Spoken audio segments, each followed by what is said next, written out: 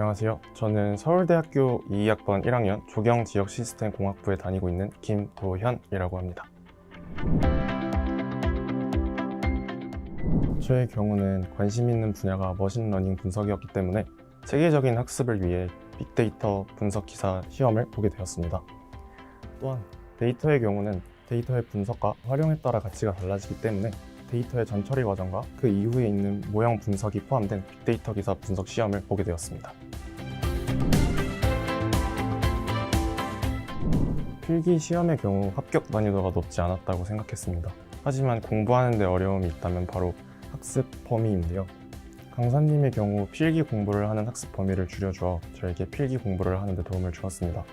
또한 빅분기 실기의 경우 공공 데이터를 활용하거나 데이터 전처리와 관련된 패키지, 캐럿 패키지 등과 같이 다른 교재에 없는 내용이 들어있어서 되게 도움이 되었습니다.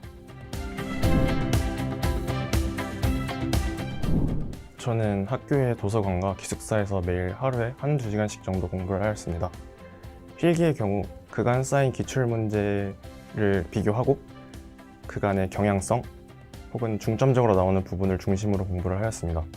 또한 저는 빅데이터 분석 기사 필기 메타버스 특강을 들었는데 그곳에서 강사님이 시험에 중점적으로 나오는 내용을 찝어서 설명해 주신 게 실제 시험장에 갔을 때 크게 도움이 되었습니다.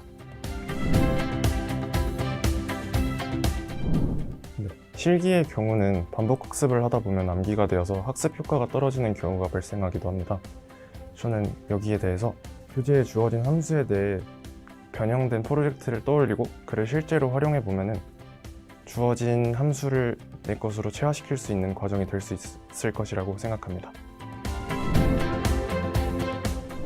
저는 강사님의 빅데이터 한 권으로 끝내기 교재와 그 교재에 수록된 강의로 공부를 하였습니다. 저는 학교 도서관과 카페에서 주말 3~4시간씩 실기 공부를 하였고 필답형의 경우에는 빅분기 이론에 실린 기본 개념 정리를 통하여 준비하였고 작업형의 경우에는 디플로 패키지와 KNN 알고리즘 등과 같은 실기에서 중요하게 다뤄지는 내용을 중점적으로 공부하였습니다. 시험장의 경우에는 인터넷이 차단된 클라우드 환경이라 처음에는 매우 생소했지만 실기 시험이 진행되는 가운데 금방 적응이 되어서 시험을 쉽게 치를 수 있었습니다. 또한 중간중간에 내가 이게 해야 되는 게 맞나라고 헷갈리는 부분이 많았지만 교재에 수록된 주의사항을 명시하고 들어간다면 어려움이 없었을 것이라고 생각합니다. 저는 고등학교 때 R 프로그래밍을 이용한 공공 데이터 경진대회에 나가서 R 프로그래밍을 다뤄본 적이 있었기에 R 프로그래밍을 선택하게 되었습니다. R 프로그래밍의 경우에는 가공되지 않은 데이터를 다시 정지하거나 결과를 내는 과정에 의의를 지닌 사람이 R을 선택하면 좋을 것 같습니다. 저는 데이터 분석을 하나의 학문이라고 생각하지 않고 다른 분야와 융합되는 하나의 도구라고 생각합니다. 저는 나라에서 제공되는 공공 데이터를 활용하여 저의 전공인 지역 시스템에 유의미한 결과를 낳을 수 있는 프로젝트를 해보는 것이 저의 계획입니다.